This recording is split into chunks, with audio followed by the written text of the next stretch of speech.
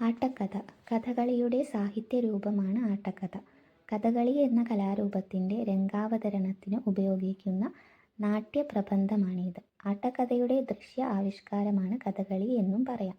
പ്രധാനമായും പുരാണ കഥകളെ ആസ്പദമാക്കിയുള്ളവയാണ് ആട്ടക്കഥകൾ അധികവും. പദങ്ങൾ, ദണ്ഡകങ്ങൾ, ശ്ലോകങ്ങൾ, സാരികൾ എന്നിങ്ങനെയുള്ള രചനാ സമ്പ്രദായം ആട്ടക്കഥയെ മറ്റു കൃതികളിൽ നിന്നും വ്യത്യസ്തമാക്കുന്നു.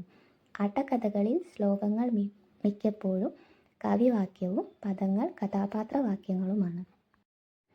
ആട്ടക്കഥകളിൽ വിവിധ രംഗങ്ങളെ തമ്മിൽ കൂട്ടിയിണക്കുന്നതും ആവശ്യമായ പാത്രാവതരണ സൂചനകൾ നൽകുന്നതും ശ്ലോകങ്ങളാണ്. അപൂർവമായി ദണ്ഡകങ്ങളും. രാമായണം കഥകളെ ആസ്പദമാക്കി കൊട്ടാരക്കര തമ്പുരാൻ രചിച്ചവയാണ് ആദ്യത്തെ ആട്ടക്കഥകൾ. ഉണ്ണായി വാര്യരുടെ നളചരിതം ആട്ടക്കഥ, കോട്ടയത്ത് തമ്പുരാൻ രചിച്ച കല്യാണ സൗഗന്ധികം തുടങ്ങിയവ പ്രശസ്തമായ ആട്ടക്കഥകളാണ്.